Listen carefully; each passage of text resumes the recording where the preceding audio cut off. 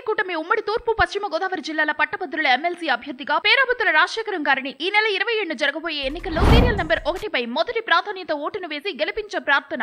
అరుణాచల ఈశ్వరుణ్ణి మీరు నమ్ముతున్నారు, కానీ అరుణాచల ఈశ్వరుడు చిరంజీవి గారి రూపంలో వచ్చి మీకు సాయం చేశాడు అని అనుకుంటారు. అసలు ఇద్దరిని ఒకలా చూస్తారా? ఇక్కడ ఇద్దరు లేరమ్మా, మీ అందరికీ ఇద్దరు ఉంటారు. ఎందుకంటే మెగాస్టార్ చిరంజీవి గారు, పద్మభూషణ్ చిరంజీవి గారు, పద్మవిభూషణ్ చిరంజీవి గారు, ఇంకా మీరు ఎన్నన్నా పెట్టండి, మీకు ఇద్దరు కనిపిస్తారు. కానీ ఇక్కడ ఒక్కరే కనిపిస్తున్నారు. కారణ జన్ముడు నటరాజ అంశ అంతా ఆయనే. ఇంత నాటకం చేస్తున్నారు, ఇంత సేవలు చేయడానికి ఆ కారణ జన్మాన్ని తీసుకున్నారు అని పరిపూర్ణంగా నమ్ముతాను. ఓకే సార్, అంటే ఇప్పుడు చాలామంది మెగా ఫ్యామిలీకి సేవ చేసే తత్వం లేదు అని ట్రోల్స్ చేస్తున్నారు. ఇప్పుడు ఆ ఫ్యామిలీ చేసిన సేవ వల్ల మీరు మా ముందున్నారు. సో సేవ పొందిన వాళ్ళకే దాని విలువ తెలుస్తుంది అంటారు, పొందలేని వాళ్ళకి అలా ట్రోల్ చేసే ఇదే తెలుస్తుంది అంటారు. సో ఆ ట్రోల్స్ గురించి మీరు ఏమంటారు? ఒకటమ్మా సత్యయ్య గారు, ట్రోల్స్ చేయటం అంటే వాళ్ళు దేనికి చేస్తారు? అసలు ట్రోల్స్ చేయటం వల్ల వాళ్ళకి ఏమొస్తుంది? మామూలుగా అసలు చెప్పండి, ట్రోలింగ్ చేశారు, వాళ్ళకి ఏమొస్తుంది అంటే వ్యూస్ పెరుగుతాయా? అంతేనా? దానివల్ల ఏమొస్తుంది? రెవెన్యూ వస్తుంది. దానివల్ల ఆ ఛానల్కి పేరు వస్తుంది. ఇలా చిరంజీవి గారిని ఎవరైతే ట్రోల్ చేస్తారో ఆ చేసినందువల్ల చేసిన వాళ్ళకి ఈ రకమైన లబ్ధి జరుగుతుంది అని ఆనందించే వ్యక్తి అమ్మ బోళా శంకరుడు చిరంజీవి గారు. చేసిన వాళ్ళకు కూడా తెలుసు ఆయనేం అనర్లే, మనం చేసుకోవచ్చు. రియల్గా చెప్తున్నానమ్మా, కనుక్కోండి మీరు. కోపంతో ఎవరో చేరు ఆయన మీద, కోపం అంటే నటిస్తూ ఇలాంటివి చేస్తారే కానీ ఆ మహానుభావుడు మనల్ని ఏమనర్లే, మనం చేసుకుందాం అని చేసుకుంటారు. వాళ్ళకి లబ్ధి కలుగుతుంది కనుక అన్నయ్య నవ్వుకుంటారు. ఓకే సార్, ఇప్పుడు మీరు చాలా ప్రాబ్లమ్స్ ఫేస్ చేశారు. నిజంగా మీరు చాలా ఇన్స్పిరేషన్ పర్సన్, చాలా స్ట్రాంగ్గా నిలబడ్డారు. కానీ ఈ రోజుల్లో అలా లేదు. చిన్న ప్రాబ్లం వస్తే సూసైడ్ అన్న ఒక పెద్ద పెనుభూతం ఒక మైండ్లోకి వస్తుంది, ఒక ఆలోచన. సో అలా నేటి తరంకి చెందిన చాలామంది సూసైడ్ అనే పెనుభూతంతోనే ఈ లోకాన్ని వదిలిపోతున్నారు. సో అలా సూసైడ్ చేసుకునే వాళ్ళకి, ఆ ఆలోచన వచ్చే వాళ్ళకి మీరు ఇచ్చే సజెషన్ ఏంటి? మంచి ప్రశ్నమ్మా. ఎందుకంటే యూత్ అంతా మంచి అవేర్నెస్ ఉన్నది, కానీ ఒక విషయం మిస్ అవుతున్నారు. వాళ్ళు అనుకున్నది ఏదో జరగలేదని వాళ్ళని వాళ్ళు తెలుసుకోక ఇతరుల కోసం బ్రతికే బ్రతుకులో వాళ్ళ జీవితాలను కోల్పోతున్నారమ్మా. అది కాదు కావాల్సింది.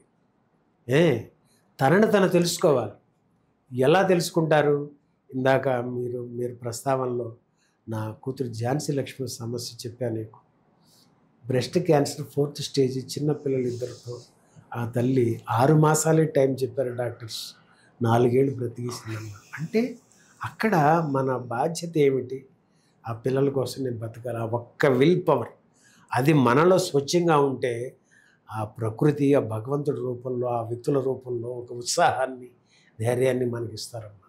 అది కాకుండా బాగా మనం ఎవరికి చెప్పుకోక, ఏమీ చేసుకోక, అహంకారం నిండినప్పుడు జనం కోసం నన్నిలా అంటారా, నన్నిలా చేస్తారా, ఇలా తెలియనితనం అదంతా. కాబట్టి వాళ్ళని వాళ్ళు తెలుసుకోవాలంటే ఒక భక్తి తత్వంలోకి వెళ్ళాలి, పెద్దల మాటలు వినాలి, ఇన్స్పిరేషన్ ఉన్న ఎంతోమంది ఒక విషయాలు తెలుసుకోవాలి. అసలు నేను ఎందుకు పుట్టాను, ఈ జన్మ నాకు ఎందుకు వచ్చింది, ఇప్పుడు నా వయసు ఏంటి, నేనేం కావాలనుకున్నా ఏం జరుగుతుంది, ఏం జరగట్లేదు, దీనికి కారణం ఏంటి, అలా దానికి తెలిసిన వాళ్ళని కలుసుకోవటం, వాళ్ళ సలహా తీసుకోవటం, అలా విని ఆచరించడం ప్రధానం. అప్పుడు ఏ వ్యక్తి సూసైడ్ చేసుకోవాల్సిన అవసరం లేదు. ఇందాక అంటున్నారు, అంటే సూసైడ్ అంటే తెలుగులో మీనింగ్ ఏంటమ్మా? బలవన్మరణం. ఇంకా ఆత్మహత్య. ఏంటది? ఆత్మహత్య. బలవన్మరణం కరెక్ట్. ఆత్మహత్య అన్నారే, ఆత్మకి హత్య ఉండదు, ఉండేది ఆత్మ, వదిలేస్తున్నది దేహాన్ని. ఆత్మహత్య చేయడం లేదు ఇక్కడ. ఎందుకంటే అది చైతన్యంగా ఉండేది, అంతటా ఉన్నది, విశ్వమంతా ఉందన్నమాట. అది తెలుసుకోలేక ఇది నేను, ఇలా తిప్పి అలా తిప్పి ఏదో లేనిపోయినంత మైండ్ అమ్మ. అంటే మనిషి యొక్క ఆలోచన విధానం ఒక పాజిటివ్లో ఉంటే దానికి ఎనలేని ధైర్యం వస్తుంది. ఎన్ని కష్టాలు వచ్చినా మనం నిలబడగలం. ఎవరేమనుకున్నా అంటారు. ఇప్పుడు చూడండి, మరి ఆ మహానుభావుడు కారణజన్ముడు చిరంజీవి అన్నయ్యకి ఎంతమంది ఎన్నన్నారు మీరు ఒక్కసారి గుర్తు తెచ్చుకోండి. ఆయన జీవితాన్ని గుర్తు తెచ్చుకోండి. ఎన్నెన్ని మాటలు అన్నారు, ఎంతంత వినలేని పదాలు అన్నారు, ఎలాంటి మాటలు అన్నారు ఆయన్ని. అన్నింటినీ ఆ స్థితప్రజ్ఞతతో. ఎప్పుడు వస్తుంది స్థితప్రజ్ఞత? నేనేంటో నాకు తెలిసినప్పుడు వస్తుంది. నువ్వు అనినంతలో నేను అది అవ్వను కదా. ఉదాహరణకి వాడకే వెధవ అన్నారమ్మ నన్ను. నేను వెధవనో కాదో నేను తెలిసినప్పుడు ఆయన ఏమనుకుంటే నాకేమైంది? నాకు తెలియక నన్ను వెధవ అంటాడు వీడు, అసలు వీడు ఎవరు, అది ఇది అని గందరగోళం చేయటం.